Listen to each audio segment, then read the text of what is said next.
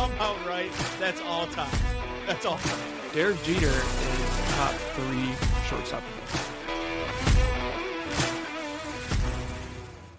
Good morning, afternoon, good evening. This is Tanks and Tutties, presented by Tubbs and Frankie. And this week we are bringing the boom. That's what we do. We bring the boom.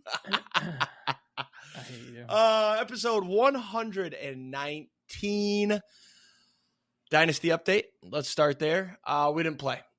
Pretty busy week for myself. I'm sure you were busy as well. And a new game dropped, Call of Duty Black Ops 6. We've been playing that. So we have no Dynasty update this week. Don't know when we will have one again because I won't be playing college football for a minute. But it will be back eventually. We'll play again soon. But for now, it's on the back burner while we grind out some Call of Duty. So jump right in then to Locks and Longshots. Last week,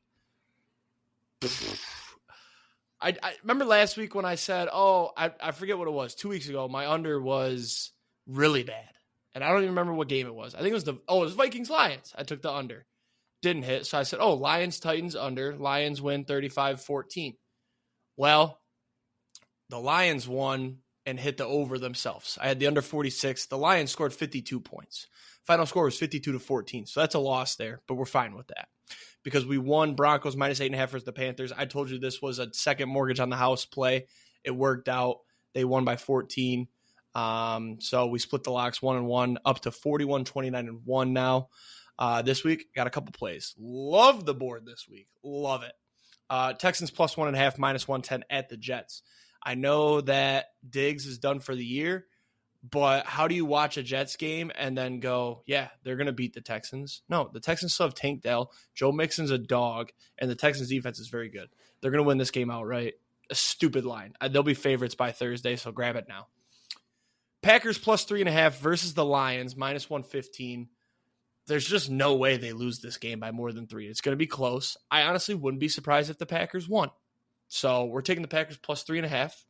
Definitely not trying to jinx or anything like that. I'm just saying it how it is, you know? And then we've got Patriots plus 3.5, minus 112 at the Titans. Last week, I took the Rams on Thursday night because of the Lions curse. We're going to continue the Lions curse. Patriots win this game outright because the Titans just played the Lions and got absolutely fucked. So, yeah, those are the locks this week. Long shots, we're still waiting on Scooble. And then Terrion Arnold over 2.5 picks. He's playing phenomenal defense. And you know what? One day he'll get a pick, but I don't know that he's getting 3 this year.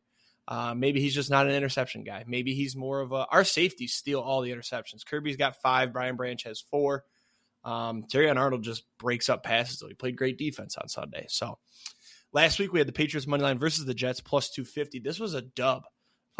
Surprisingly won that one. I wish I took it in Paige's picks, but I didn't. But it's all good. This week, like I said earlier, Texans money line, that's a dub, plus 105. And then Patriots money line, plus 150 at the Titans. Just going with the Lions curse there as well. I forgot my record on the long shots, 14-40-2. Your locks and long shots. Yeah, I would agree. I do like the board most of this week.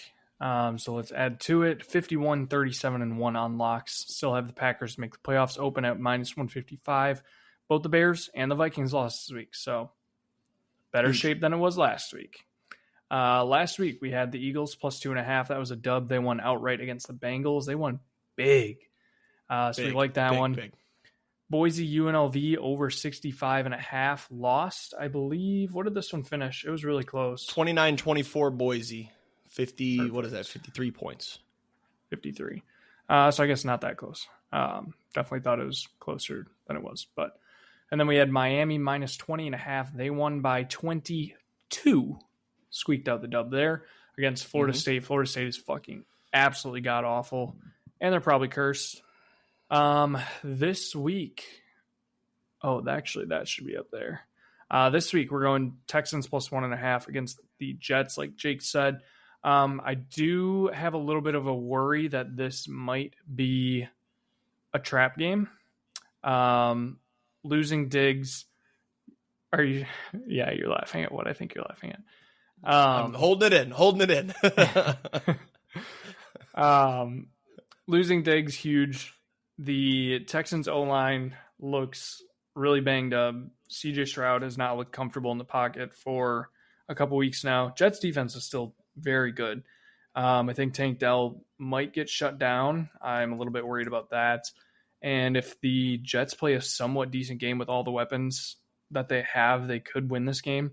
But I'm just going to take talent alone, take how the teams are playing. I'll take the Texans plus 1.5. So also taking Penn State plus 3.5 at home against Ohio State. It's as easy as they're at home, and I think Ohio State is the biggest fucking frauds in the entire college football universe right now. So, Agreed. Also, Drew Allard looks okay.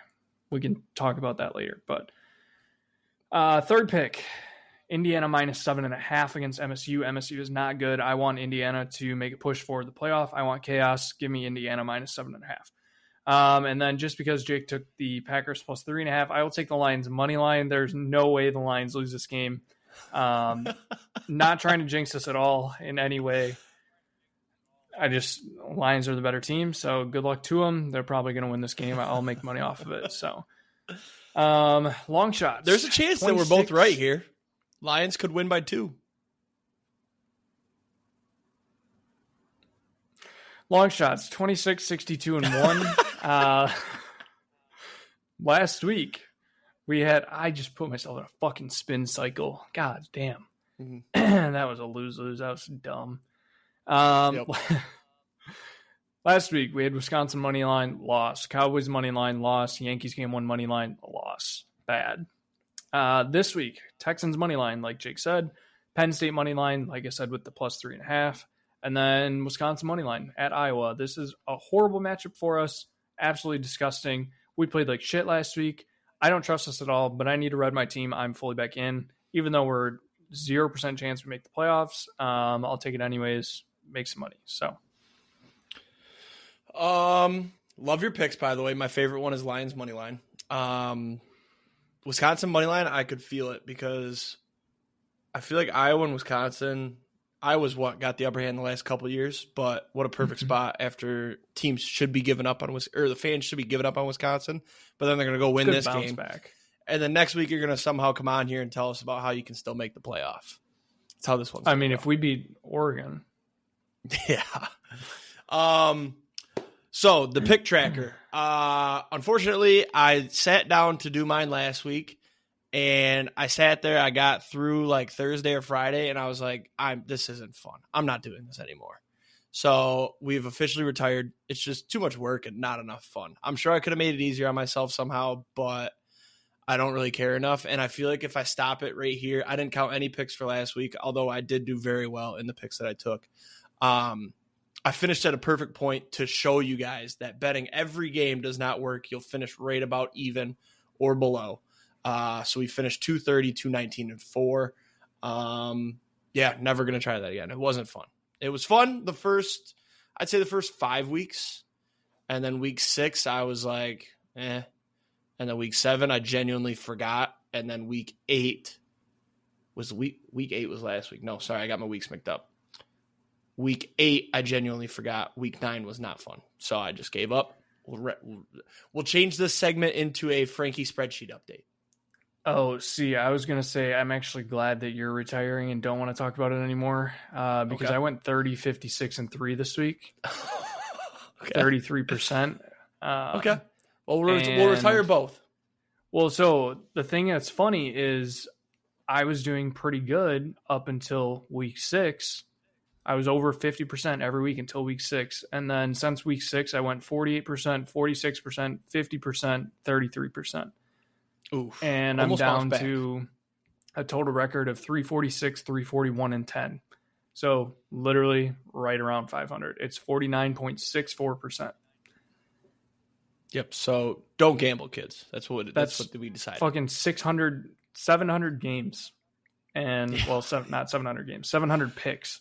And 49.6%. So perfect example of you're going to break even or go just under. Actually, you know what this really is just parlay stupid shit and get it up to about plus 1,000. That's the only way to make money sports betting. That's it. Not financial advice. MLB, not going to lie, boring World Series so far. Dodgers are up 3-0. Congrats to them on winning it all. It's over. Tonight.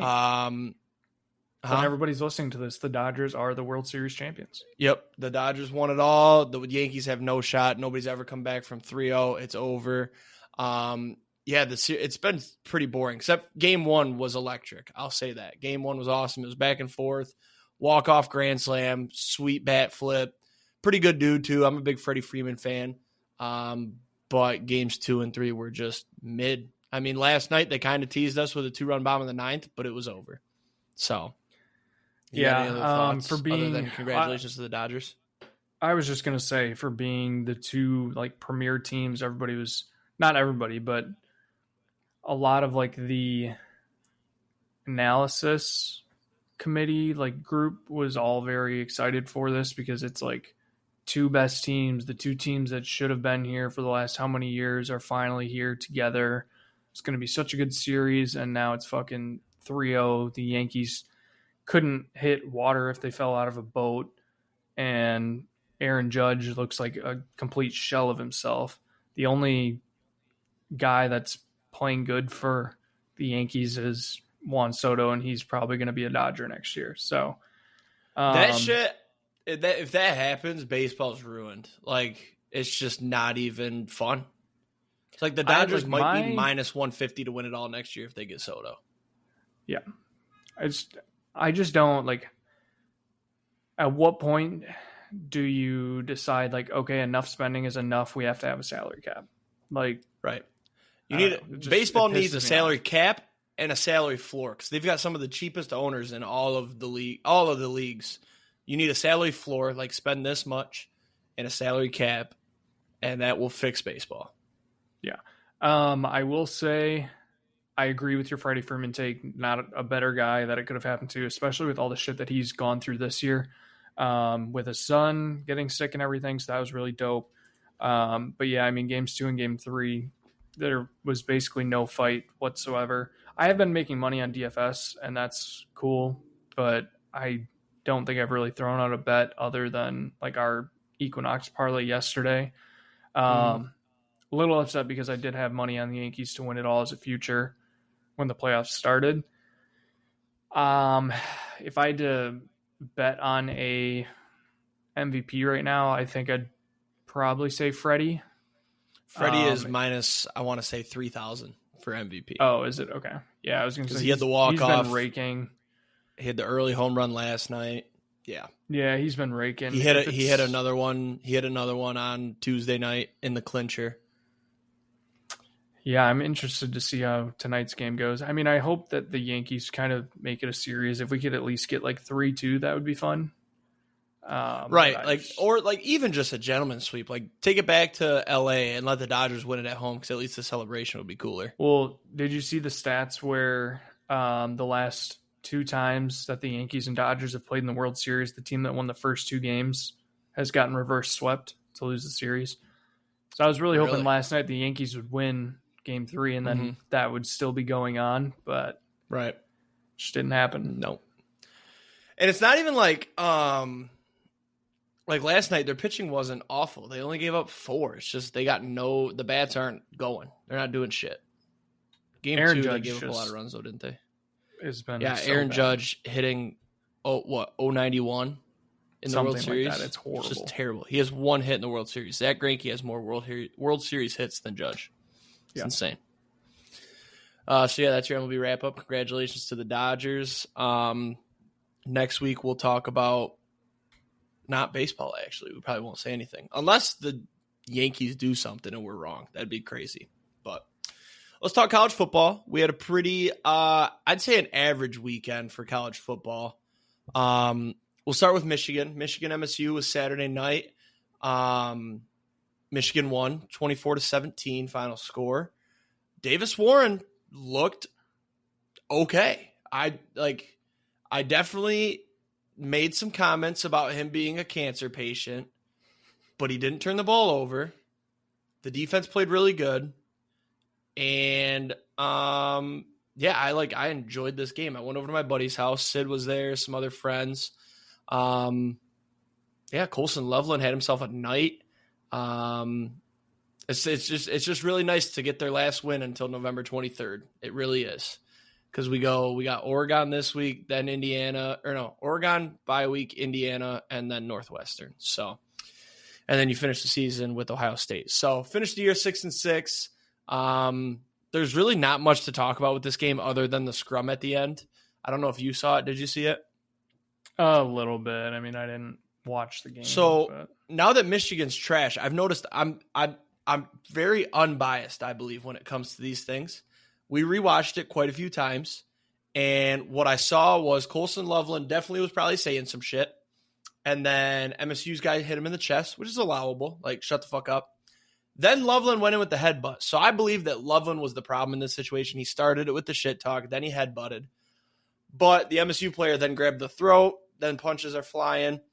The thing that I hated was the media getting all over Khalil Mullings about stomping on a staffer. Did you see this angle? Mm-mm. So in the scrum, it looked like Khalil Mullings was like grabbing a guy below him and then stomping on him. And MSU fans were, of course, like, oh, this guy needs to be arrested, like charge him, blah, blah, blah. And my opinion, when we watched it, I was like, you can't tell if he's stomping or trying to break this thing up. And then sure as shit, there was an investigation. Michigan State Police, the Big Ten, MSU, Michigan, all schools investigated it. And there was a cop in the middle of the scrum, and he said it's your typical football fight, pushing and shoving, couple punches. He said there will be no charges. And so what it ended up being was Khalil Mullings was trying to pull a Michigan player off the staffer / just separate it. So classic overreaction from MSU, but not a good look that the whole Michigan sideline came out. Like, let it just break up amongst those core 11 there and then leave it. It's just the whole sideline came out, and that's just a bad look. So, but we got an all-time soundbite from Colson Loveland after the game. Little brothers stay doing little brother things. That was great. Love him. Gotta be one of the most ghetto-sounding white dudes out of Idaho I've ever seen, though. Like, listen to that soundbite. That is not what I expected him to sound like. Yeah. So yeah, that's my recap. Did you watch the game at all? No. There were too many other good games on at that point that I had to watch Wisconsin. That was about it, honestly. Wisconsin was at 3:30, no? No, they were a night game. Oh. Speaking of Wisconsin, let's go right into that. Penn State wins. What was the score of that game? 28-13. I'll give my thoughts. They're quick. I didn't watch this game, but actually I did watch. I had it on my phone. Wisconsin was up 10-7 is what I remember at half, right? And then they looked like they were doing really well, and they were shutting down Penn State's offense. And then Braden Locke threw that pick six. And then from there, it was like, this game's cursed. Because then Wisconsin looked like shit. They only put up 3 points in the second half, gave up 21, 7 of those coming from. That's the thing, though. You only give up 21 offensive points to Penn State, but you fed them the 7. Like, Wisconsin's defense feels like it's fine. It's just Braden Locke made a terrible throw, and he also had a bad game, 22 for 42 for 217 with that pick six. What were your thoughts? Yeah, I mean, the defense is good. They fell apart in the second half, and I don't know. I'd have to go back and look at what the actual play breakdown of how many plays they played in the first half. Maybe it was just them getting tired. But the defense is a big reason why we lost that game. We played them great in the first half, and then obviously the pick six didn't help. But that's something that your offense then has to turn around, and Braden Locke just couldn't. Tawee Walker really couldn't do anything either, which didn't help. I mean, Penn State's defense is still very good. So I'll give them that. Drew Allard didn't play, he didn't have to put up huge stats, but he is still a decent quarterback. He looks better than what he did last year. I know last year we were all like, oh, this guy fucking sucks. He doesn't look like a quarterback. He's very much in the Kyle McCord, Drew Allard conversation. He's just a completely different player. Yeah, he did get hurt for a little bit. I don't think he really played in the second half. So I guess I'm seeing this. That also makes the defense look that much worse. Yeah. Bo Pribula came in and was great. 11 for 13, 98 yards and a tud. Yeah. I don't know. I mean, I think it was the touchdown. Yeah, the touchdown with 10 minutes left. The 1 yard touchdown to one of their tight ends or whatever. He was wide open. There wasn't a guy within 10, 15 yards of him in the end zone. And it was like a 1 yard play. I just don't know like how our defense fell apart that badly. I will say I did jinx this game. When we were up 10-7 at half, I said to Paige, I was like, we might just win this game. I was like, we're up 10-7. Drew Allard just got hurt. I was like, their backup's coming in. I was like, we might just win this game. She's like, I mean, you said that they like should, or like they could win this because Penn State really hasn't played anybody. I was like, yeah. I was like, the spread was 6.5 points, whatever. I was like, but realistically, it probably should have been like 13. And they ended up winning by 15.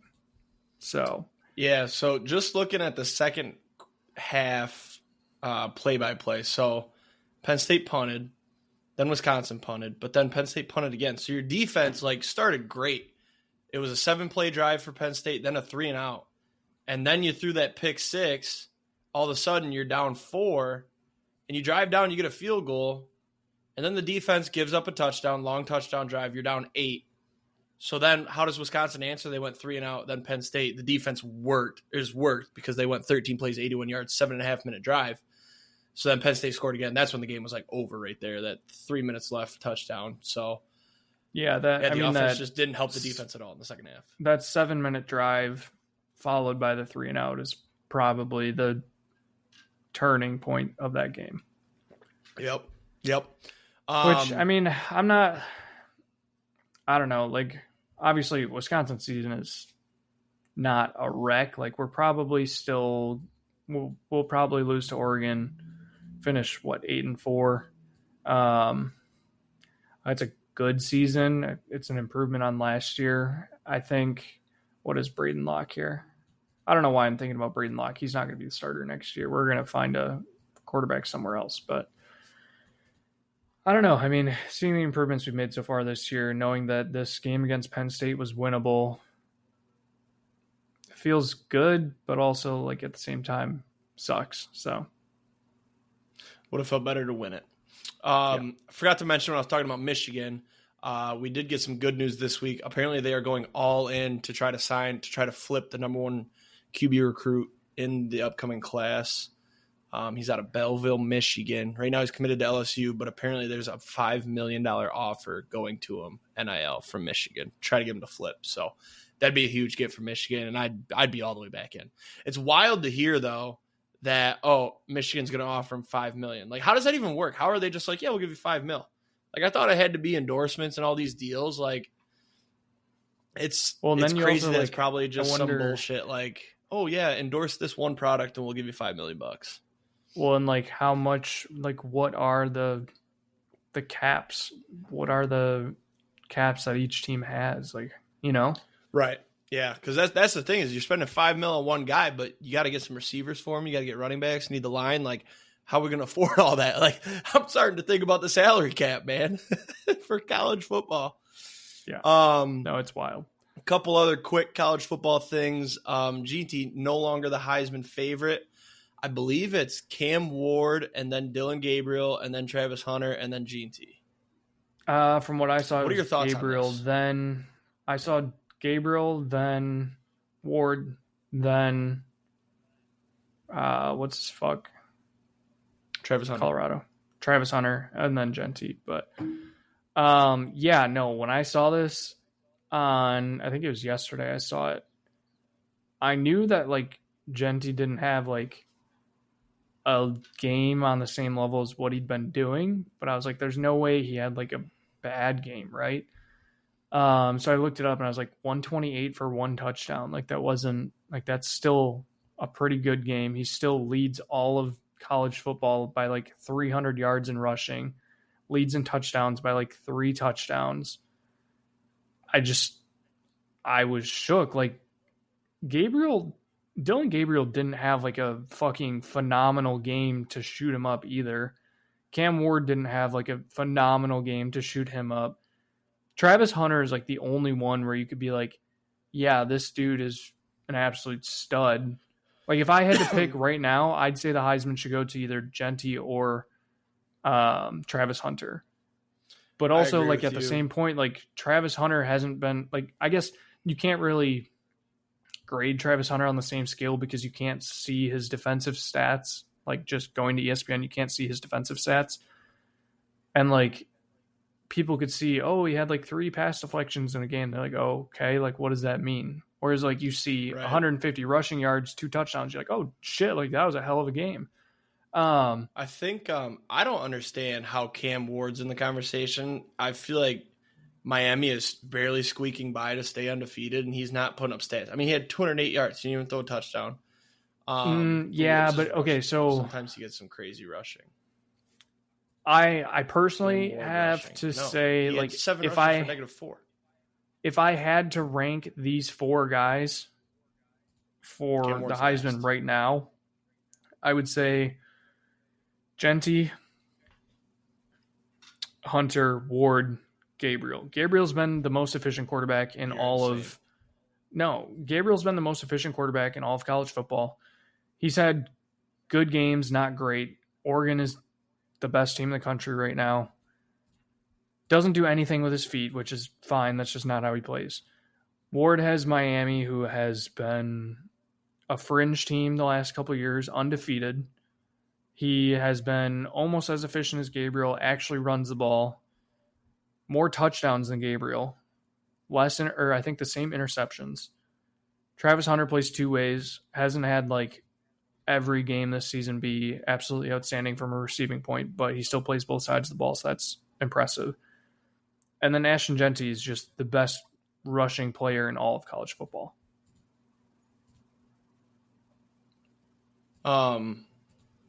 Sorry, I was pulling up stats to get a look at some stats here. Yeah, I did this yesterday. I think the problem with, because I know you're obviously concerned about Genty because you bet on him and it makes you a lot of money. I love Genty. He's great. But one, the Heisman is a quarterback award. It just is now, which sucks. And you have to do some outlandish shit to win it as a non-quarterback. Like Devontae Smith broke records, national championship team, very good. Travis Hunter playing both sides of the ball. He won offensive and defensive player of the week for Big 12 this week. But Genty's like putting up stats. The problem is that I think he shot his load too early. And now like 130 and a touchdown is a letdown for him when he was doing 250 and 3 tutters. The thing is, who did they play last week? UNLV? UNLV. And he had no receiving. He usually has some good receiving stats. UNLV, so I probably could have seen this coming. UNLV is the best defense that they've played so far. Like, not the best defense. Well, best defense, but also the best Oregon team outside of Oregon that they've played all year. It's like I expected him to have a somewhat down game. I also think that them playing like Fridays, like they play on Friday again this week, I feel like that's not helping him at all. Probably not. Because for the common man like me, I love it because I love watching him and I can throw it on Friday nights. But for these Heisman voters who are all old folks, he's playing at 9 o'clock. They're going to bed. That's a good point. Yeah. He could be getting screwed over that way. I don't know. Either way, I think it's going to be an exciting race. You got Travis Hunter, who's just going to do Travis Hunter things. Genty's going to be awesome. And then Gabriel, I like watching Gabriel. I think I'm maybe a Cam Ward hater because Miami squeaked out so many close wins. I am worried. So I think Genty has a good game this week because they're 23-point favorites against San Diego State. They're just going to run the fucking ball down their throat. Cam Ward, they played Duke this week. Duke just had a decent game last week. But I don't think their defense is very good. Total is 55. I could see Miami throttling them and Cam Ward putting up stats. And then you got, does Oregon have a bye this week? No, they're playing Michigan. Oh, yeah. So, I mean, if Michigan's defense steps up, Gabriel could have a bad week. Mm-hmm. So, I'm hoping there's a chance Will Johnson returns as well. He hasn't played the last 3 weeks. He's our best corner. He's probably the best corner in the country.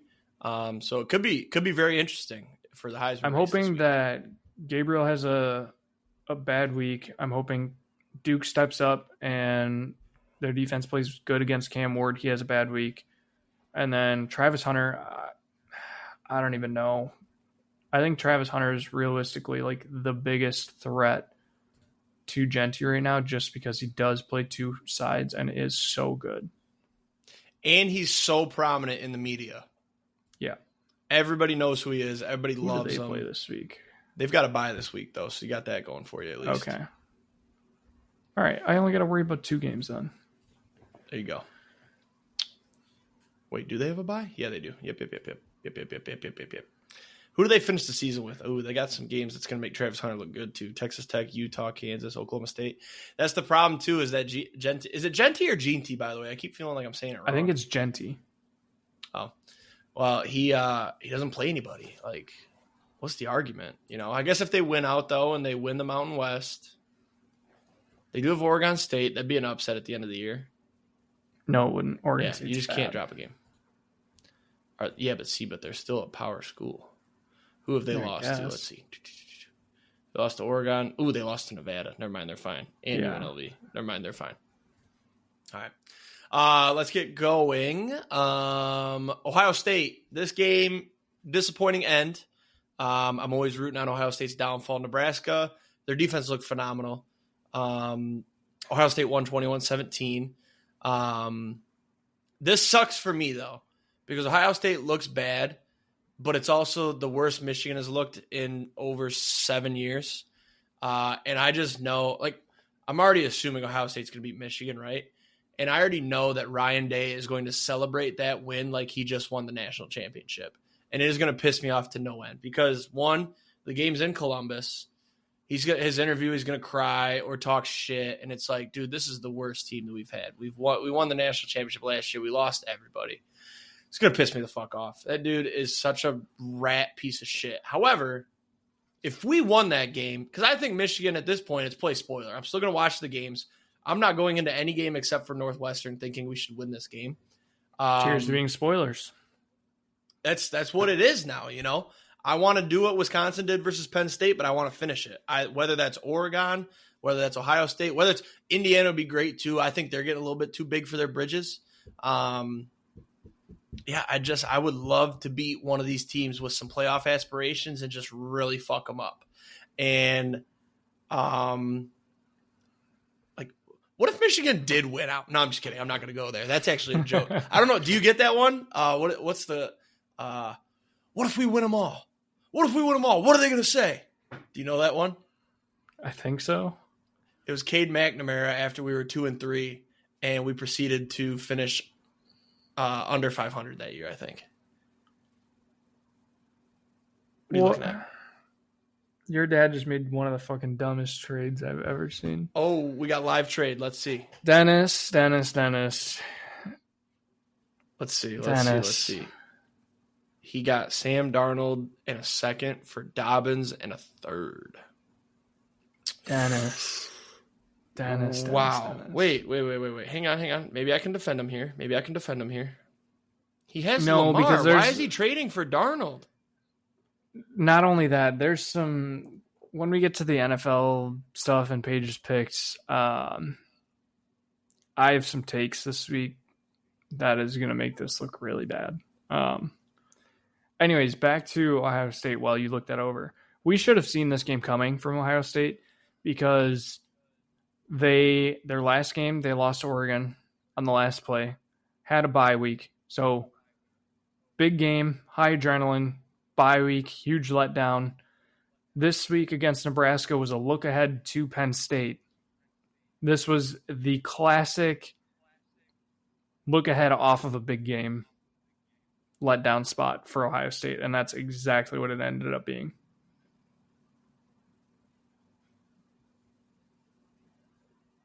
I'm sorry. I'm so in shock from that one. That's crazy. That really threw me off. Dennis, I know you're going to listen to this because you're sitting at home. Shout out to the successful back surgery, by the way. I don't know what that is. I don't know how you defend that. You got a second. You gave up a third. You traded away a running back. I know you got Monty, Derrick Henry, and Mix, and he's loaded at running back. But you traded for Sam Darnold, who you're never going to play. You have Lamar Jackson. Why are you even trading for Darnold? I don't. Yeah, the Thibodeau family is fucked up right now. Mine wasn't that bad. That makes me look like a fucking saint.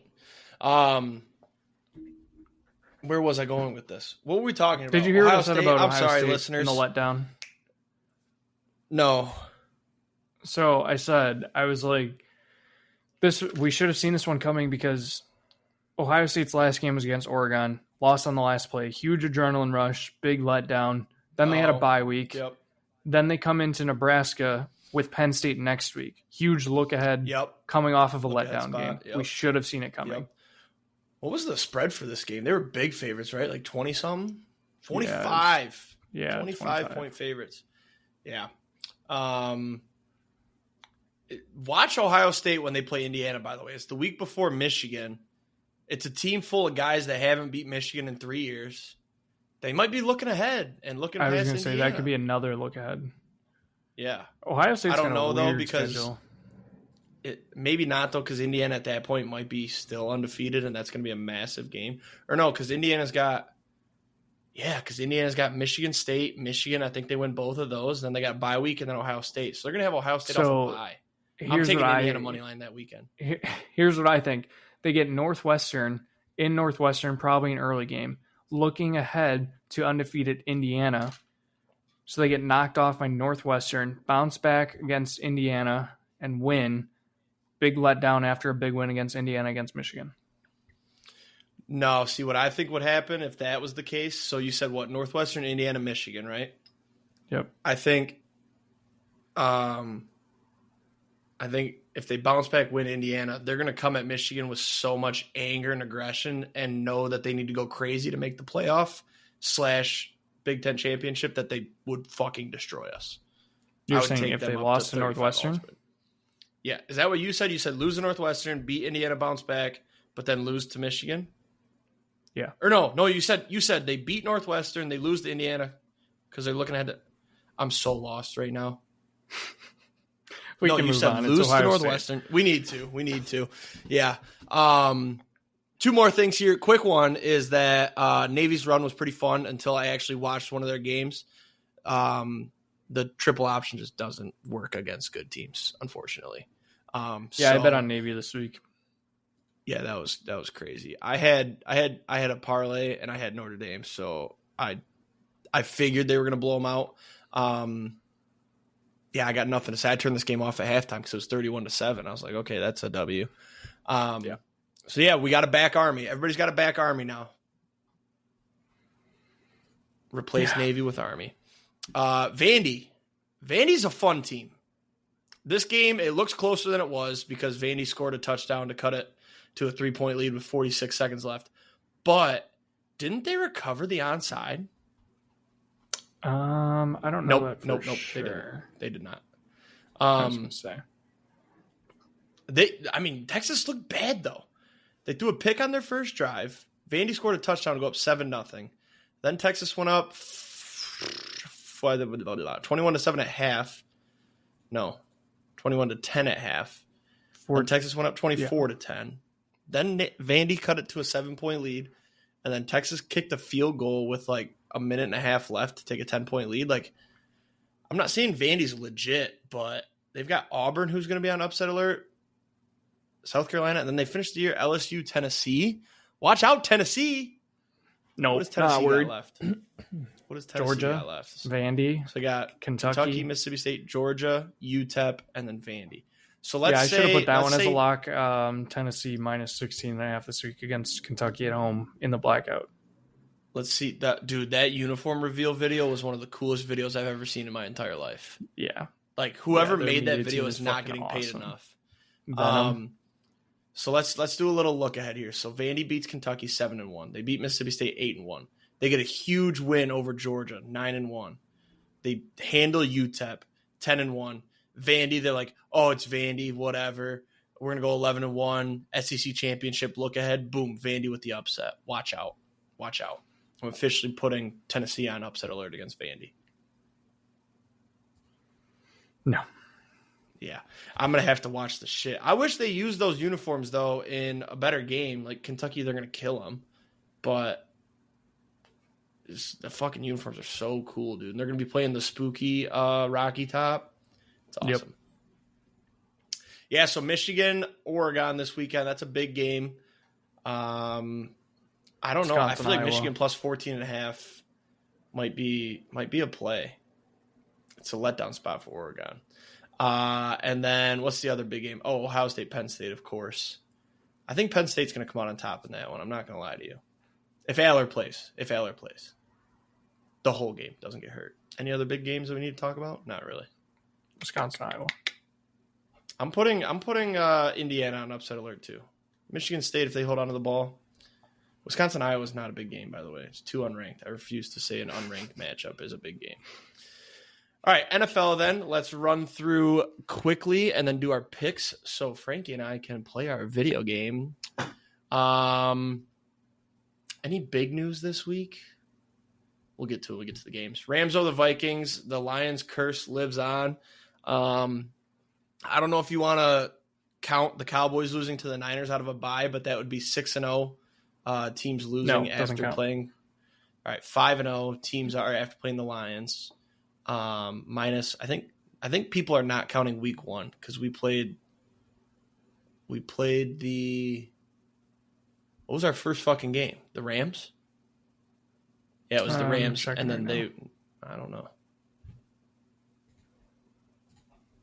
Or did we have a nobody? Yeah, it was the Rams. And then who did the Rams play week 2?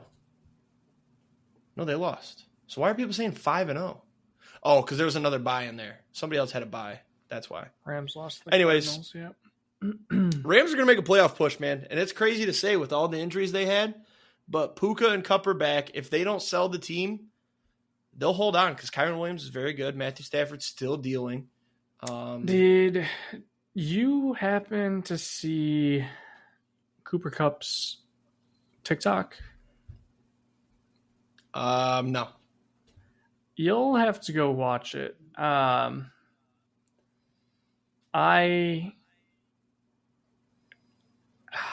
don't think they're gonna trade Kupp, but his TikTok made me feel like he's getting traded. It was like sad music. It was one of those with just pictures, and it was like sad music. It just, I don't know. It seemed like he's getting traded. Let's see. Cooper, you said TikTok, right?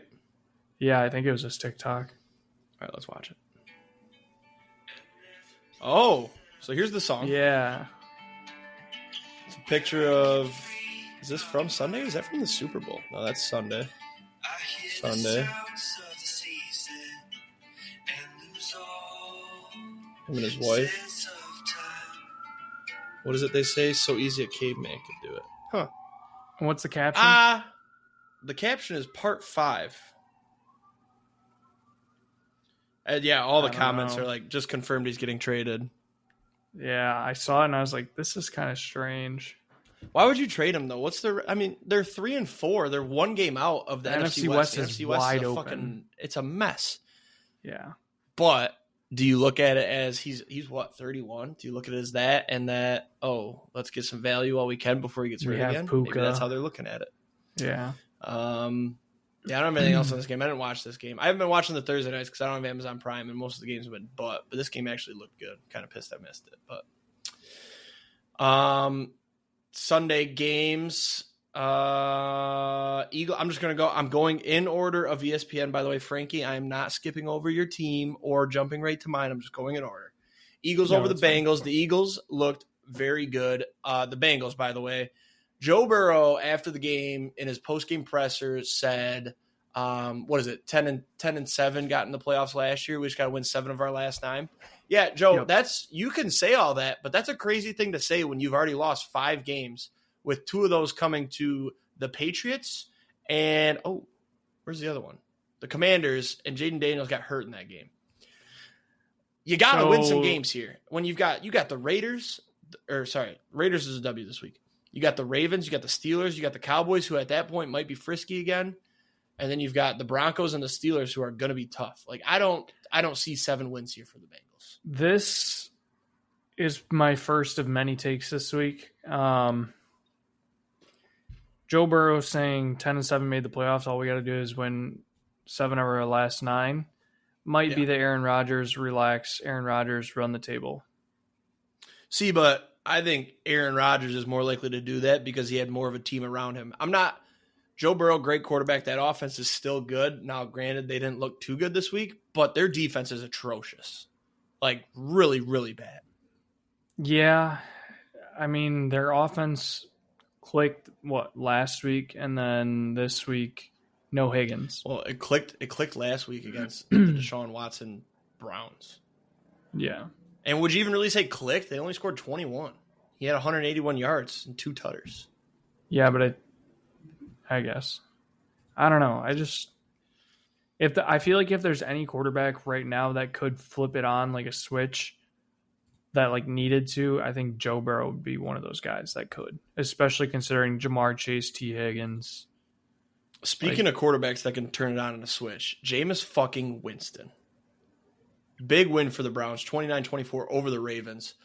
This just shows, one, Jameis Winston deserves to start in the NFL. There's obviously, it all started as jokes with Jameis about, pardon my take, and like him throwing a lot of interceptions. This dude's a good quarterback. He was 5-2 with the Saints.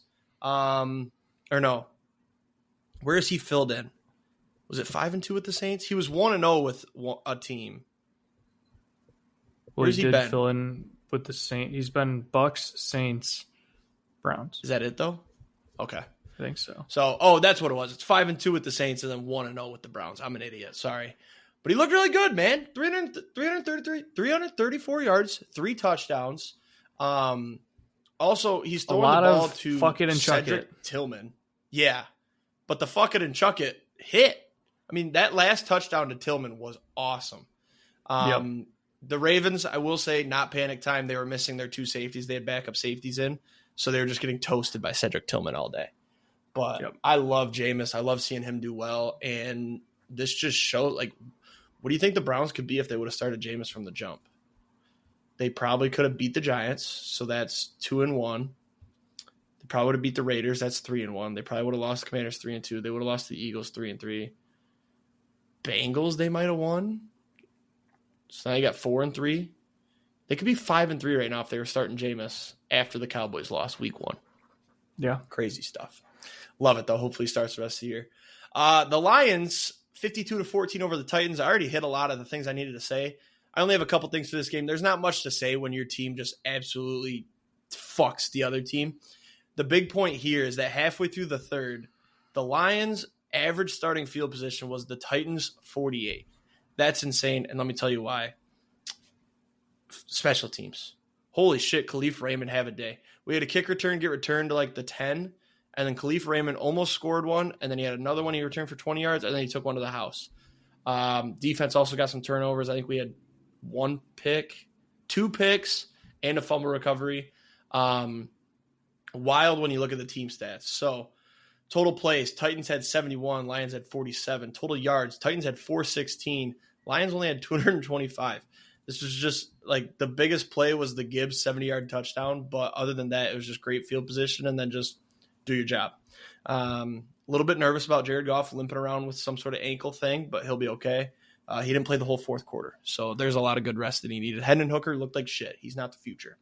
So, does he really have a future? He's like 28.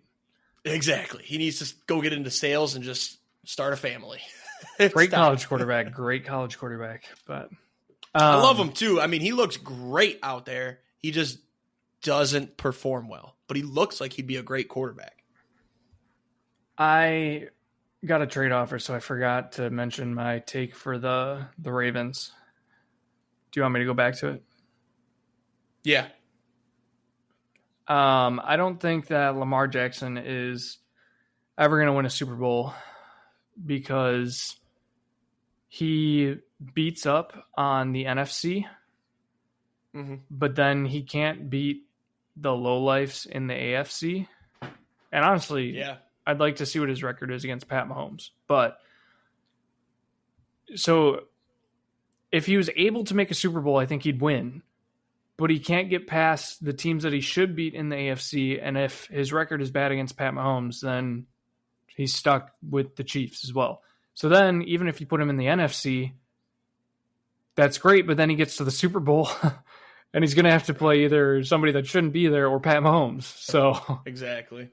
Yeah, I mean, look at their losses this year. The Raiders and the Browns is just insane. But yeah, and then he goes and he plays the Bills. They blow him out 35-10. They lost to the Chiefs, like you said.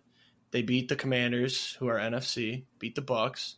And then they play the Browns with a backup quarterback in quotes because I just glazed Jameis. But, yeah, I don't know. This looks like they just went and got Deontay Lamar's Johnson. 1-4 against the Chiefs. Yep, they went and got Deontay Johnson today, so that's just another weapon for Lamar. But I don't really think weapons are the problem. Zay Flowers has been great. Mark Andrews woke up. They've got Likely, Derrick Henry. Lamar can run himself.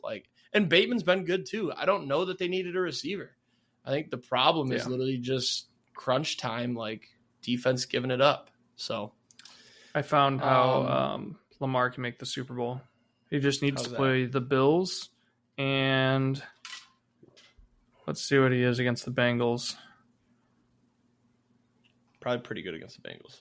Oh yeah, so 9-2 against the Bengals, 3-1 against the Bills. So if they get the 1 seed, get the bye, beat the Bengals, then beat the Bills, then they could beat the NFC team in the Super Bowl. That almost could have been it last year because didn't the Bills lose to the Chiefs? No, the Bills played the Ravens, I think. Either way, got a couple quick ones, I believe. Cardinals over the Dolphins, 28-27. This game was fun. Another last-second field goal for the Cardinals. Kyler Murray breaking the stigma. Call of Duty was out. He went out and won. 307, 2 tutters. I saw a TikTok last week that he actually hasn't been that bad on Call of Duty release weeks. It was only his rookie season. It's once he starts playing more? Well, no, it was maybe. I don't know. It was just looking at the first game he has after the release of Call of Duty. And it was his rookie season and then his second season. His rookie season, he was really bad that week. His second season, he was okay, but it wasn't good. And then I think he lost his third and fourth season. I don't even know what year he's in right now, but he lost the next couple, but put up decent stats. So it's not like he's playing bad. He also just doesn't play for that great of a team. But the Cardinals might actually be good. Leading the NFC West right now, which we said is a dumpster fire. Marvin Speaking locked. of dumpster fires, Patriots and Jets. The Patriots beat the Jets 25-22. I have nothing on this game. Just Jets are bad. Devontae Adams. They got traded twice in one season. In the world. I think I mentioned that on Sunday. Yep, could be.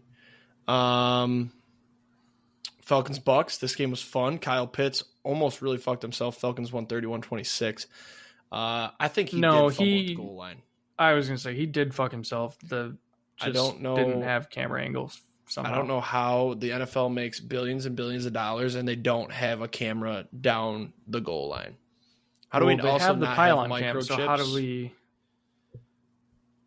Yeah, I don't. I didn't get that one. I didn't see it because I'm watching the Lions, but then I went to Twitter and I watched it. I'm like, he definitely fumbled, and then it stood. And I'm like, oh, great. I've got him in fantasy, but hey, that was a fumble.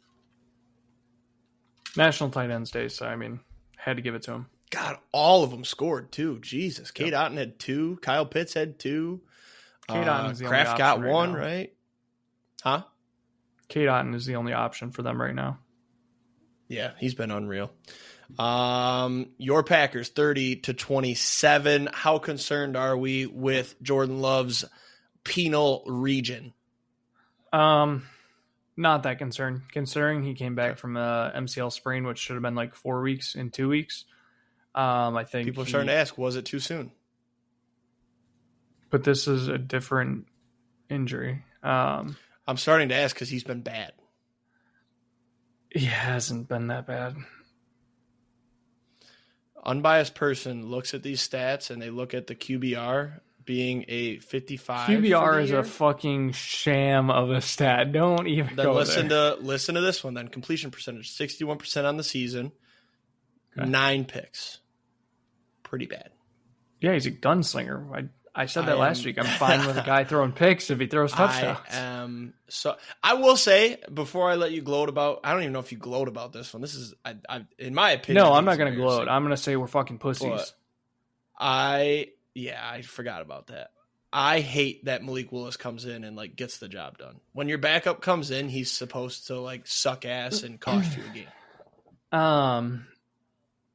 Yeah, I'm gonna save that unless you. So do you want me to preview next week's game starting now, or do you want me to save that? No, we'll preview for Paige's picks. We got to try to fly through these. We're spending too much time on these. You can take your time with your package. It's your team, but these other games we got to fly. All I'm gonna say, Josh Jacobs looked fucking awesome. Tucker Kraft is a beast.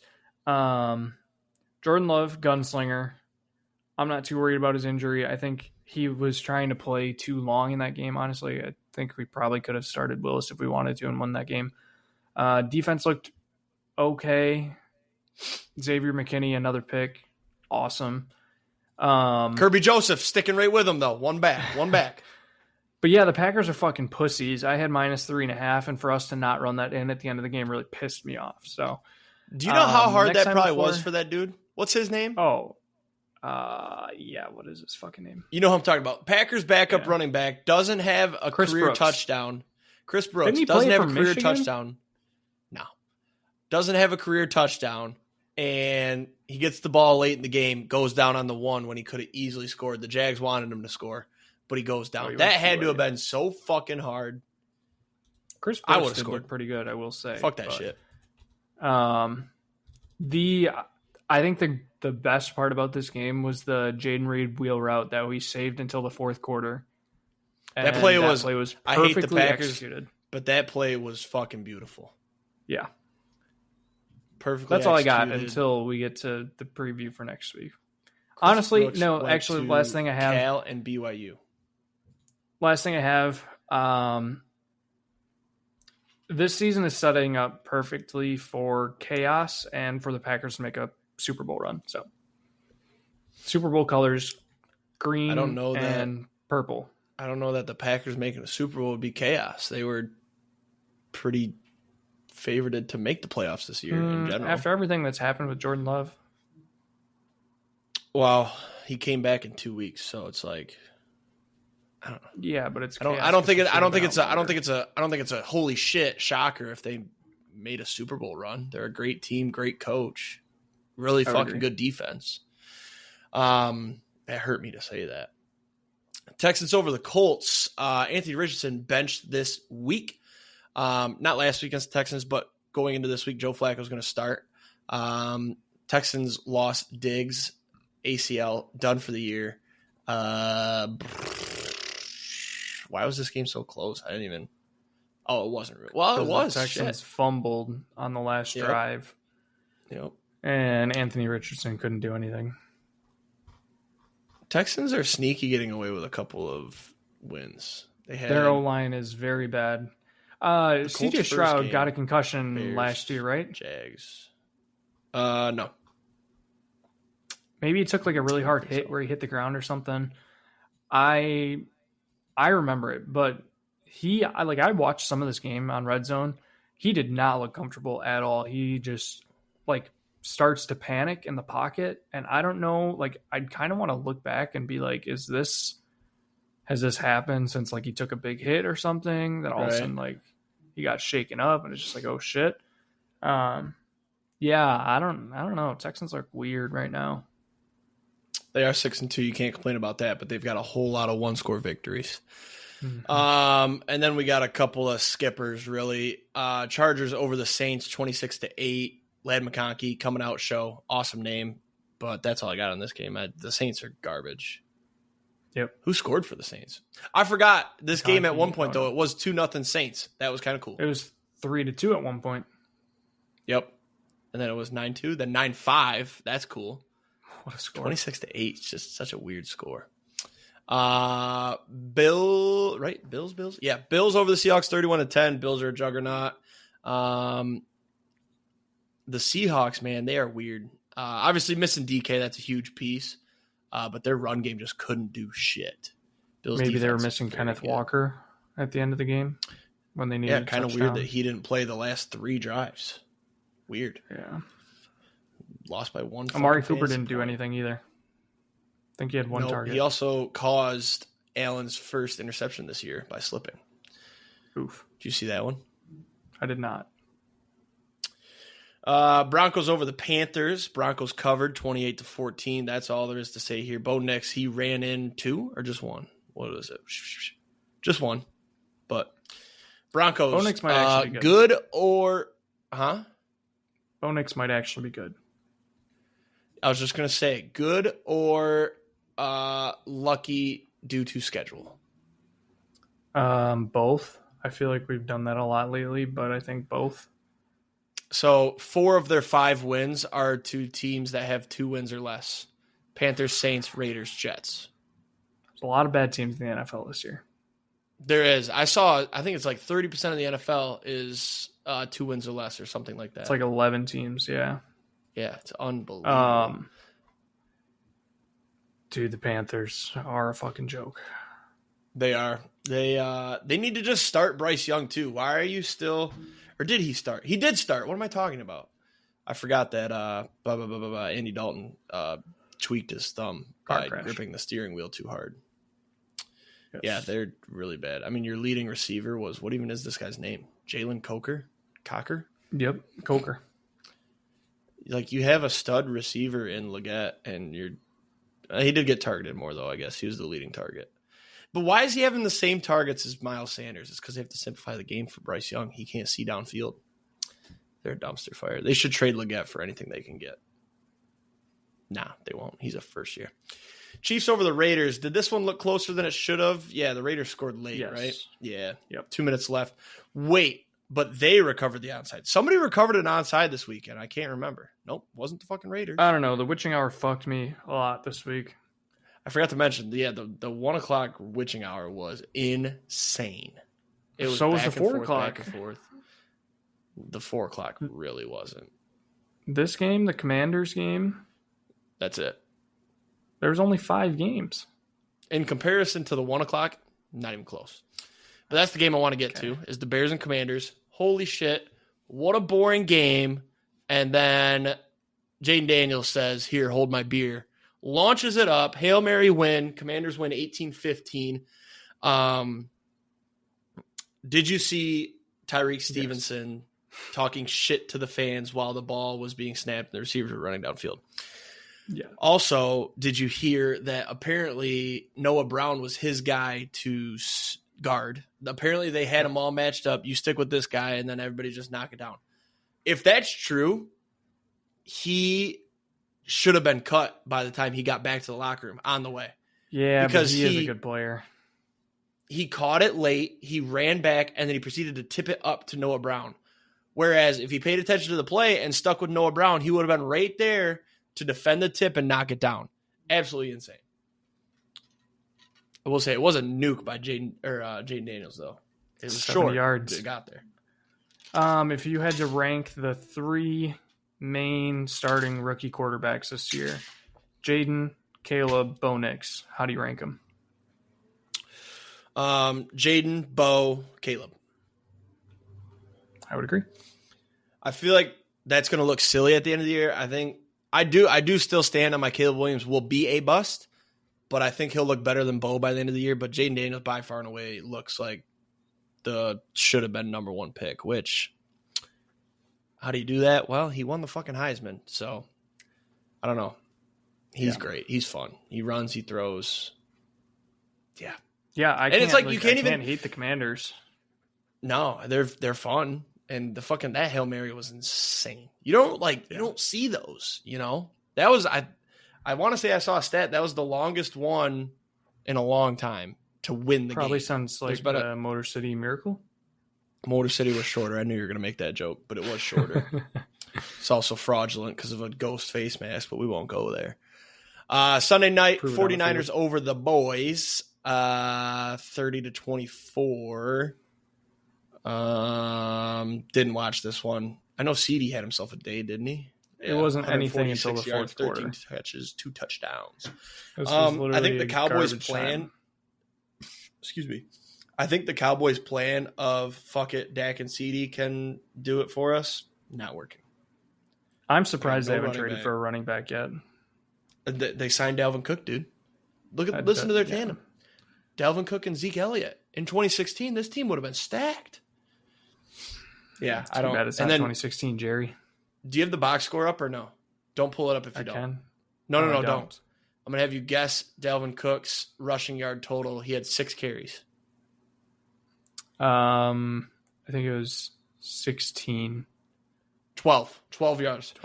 12 yards rushing. Zeke had 10 for 34. Nice. Good call. In a parlay what was the under? That lost. Oh. Yeah, I mean, there's just not much to say. The Cowboys are just bad. Is Parsons still not playing too, right? That you can check in the box score too. Micah Parsons, not playing. Fun fact, for one, CeeDee Lamb had a tackle. That's cool. Mozzie Smith, their D tackle out of Michigan, he is the worst D tackle in the league. He was a first-round pick 2 years ago. Funny stuff. And then the final game Monday night, Steelers over the Giants 26-18. Didn't watch this game, but I saw Russ cooked again. So did Najee. Tyrone Tracy also cooked. 145 and a tud. This game was surprisingly a lot of offense. A lot of offense, but not a lot of scores. Just field goal, yes. Field goal, touchdown, field goal. Shout out to anybody that had those kickers and won because of that. That's crazy. I had Chris Boswell. Giants cut him today. Giants are mega ass. They're done until they get rid of Danny. I saw somebody call him Danny Pennies, and I think that's the funniest fucking thing I've ever heard. All right. Paige's picks, and we'll do a Lions-Packers preview, but as always, we're running long again. So the totals, we had a little tiff this morning. Frankie was trying to tell me I was 11-5 and that him and Paige went 11-5. And I'm like, hello, the Rams won on Thursday night. So he goes, oh yeah, my bad. So then he goes, Jake, 12-4, Austin and Paige 11-5. And I'm like, no, you're not. 10-6. This motherfucker's trying to shave my games. So I got it all corrected. And then I went through every week. Because I'm like, are they fucking me? And there was only one wrong. It was Paige. She was missing a win. So current standings, Austin 81-42, myself 73-50, and Paige 64-59. So let's run through. We're only going to preview the Lions-Pack game. So first up, Texans at the Jets. I was going to say, in reality, you were just digging for wins to make it closer. But Texans-Jets Thursday night. Paige is taking the Texans. Time out. We got breaking news. This is not good, but Detroit police are investigating why Lions wide receiver Jameson Williams avoided arrest after a gun was found in his car. Brother. I can't keep defending this guy. I've defended him through everything. I defended him through the gambling. I defended him through the taking a vitamin pill, 2-game suspension, and now there's a gun in your car. I don't.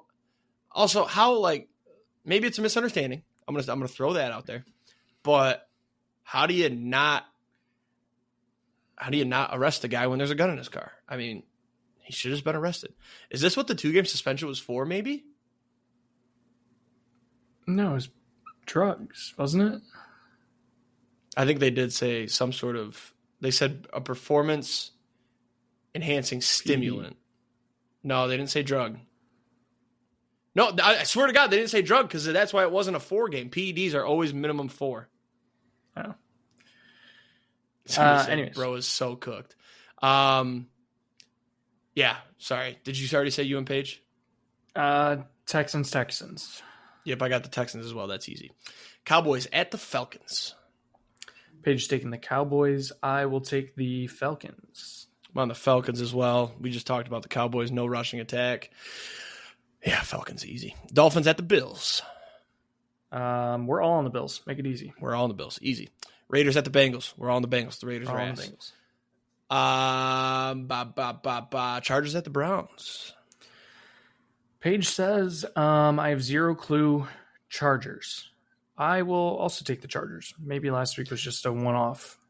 I don't know how you're going against our boy Jameis when he's in the dog pound. Give me the Browns. 2-point dogs. Take it's the money tough, line. but I like McConkey.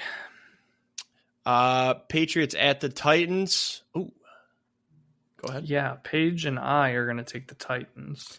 Taking the Patriots. Keep the Lions curse going. Titans just played the Lions. They're going to be beat the fuck up. Patriots got a big win last week over the Jets. They're going to keep rolling. Patriots. I will say Mason Rudolph looked good those first 2 drives. Well, No, the first 2 scoring drives. His first drive, he threw a pick. Commanders at the Giants. We're all on the Commanders. Easy. I don't know why that's only 3.5. I would hammer that too.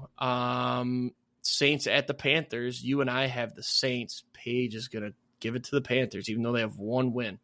A 7-point spread is crazy for a 2-win team over a 1-win team on the road. Shocking. I don't think it's Panthers a plus horrible 7. pick by Paige because I don't think the Saints are that good. So it's also not a horrible pick when you're only, well, she's 17 games back, so she can do whatever she wants at this point. She really should be taking all the dogs.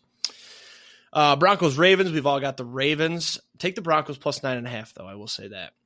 Jags and Eagles, another easy one. We all got the Eagles. Bears at the Cardinals, though. We got some different opinions. Yeah, Paige and I are going to take the Cardinals. I'm going to take the Bears. A little bounce back. Cardinals been riding high. They're leading the division. Blah, blah, blah. Bears got to win eventually. I mean, they should have won that game against the Commanders. I will say that, too.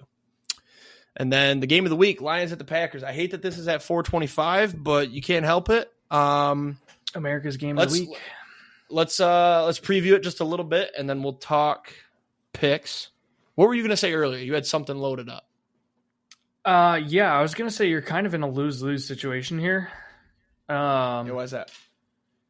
Because if Jordan Love doesn't play and you win, then so be it. You beat Malik Willis. If you lose to Malik Willis, you just fucking lost to a backup.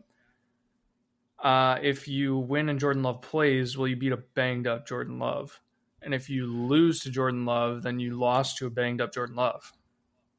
Let me tell you how there's a win in there. You win the game, it's a fucking win. I don't care who we play or how anybody looks. It's a win. I'm all in on just fucking win. I don't care who we play. I don't care how we look. Jared Goff can go out there and throw 5 picks, and I'm still going to come out here and go, but we won. I'm going to complain about the picks, and I'm going to give him a little shit, but it's a win. I don't give a fuck. Can he throw for more than 28 yards? The only thing that will piss me off is if we do lose to Malik Willis. That'll just piss me off because I'm already sick of Malik Willis winning games when he shouldn't be. But we'd still be 6-2. Whatever. 6-2. We wouldn't have the division lead anymore, though, would we? Because you would be 7-2 with the tiebreaker. Yeah. But I will say before the season, I will say I said Packers and Lions split this year, and I marked this one as a loss when we ran through the schedules. So not going to overreact if we do lose. But we've been riding high. We got a tough schedule coming up. I wish we had J-Mo, but it sounds like I think he might be done for the year now, man. Gun in the car. I think shootout, though. I also think it's gonna be a shootout. I think, honestly, I'm kind of going into this game with we have nothing to lose kind of mentality because Jordan Love is banged up, and the only thing that we could lose is Jordan Love gets hurt more at this point. Which probably shouldn't be an issue because we have no pass rush whatsoever right now. So as long as we don't trade for somebody really good for Jordan Love, right? Yeah.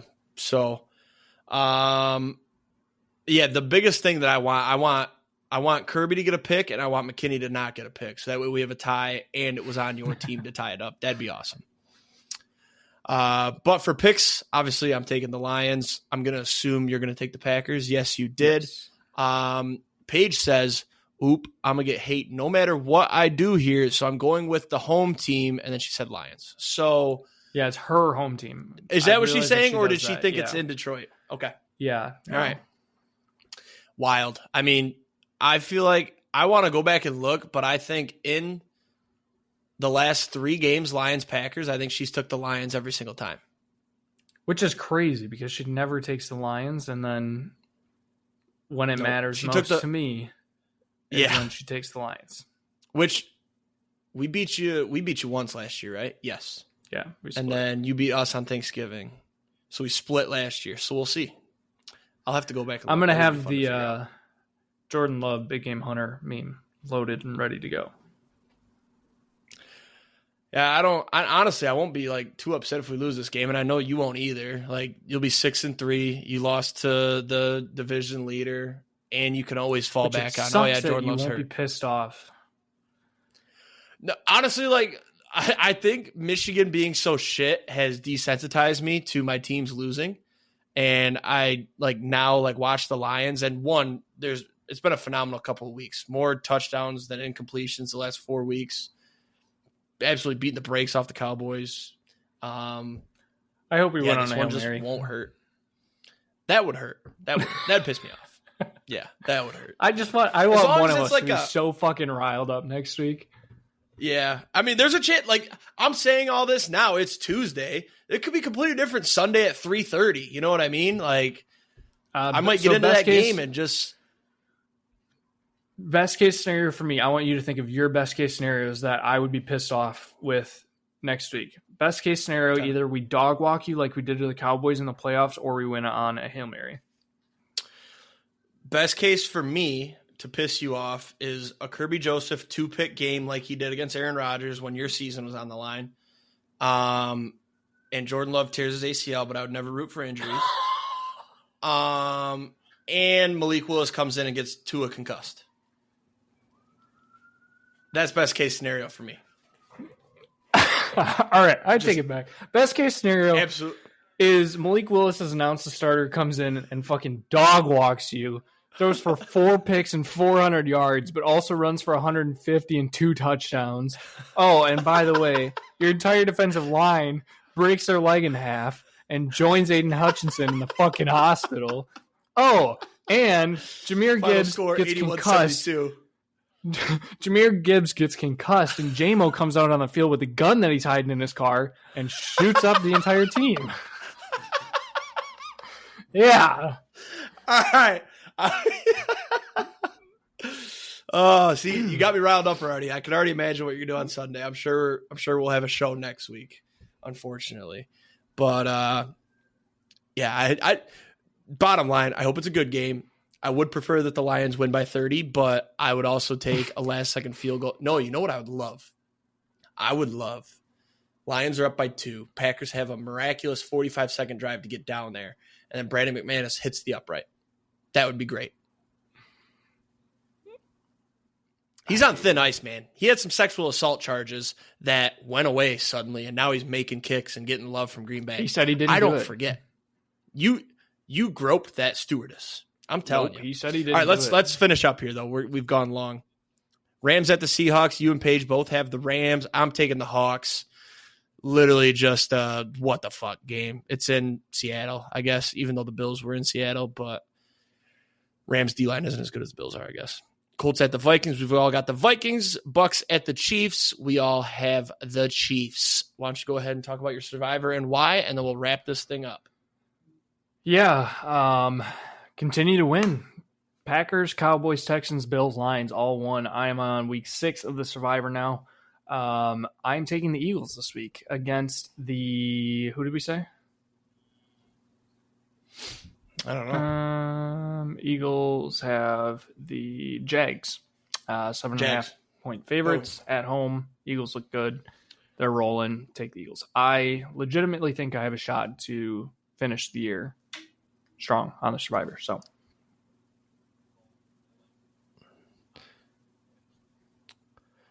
I'm very afraid that we're cutting up here because I can't even hear you anymore. So we are going to wrap up. Yeah, I was. Everybody have a great weekend. Let's hit some tanks, door some tutties, go blue, and more importantly, go Lions. Go Pack, go if you can hear me. Peace.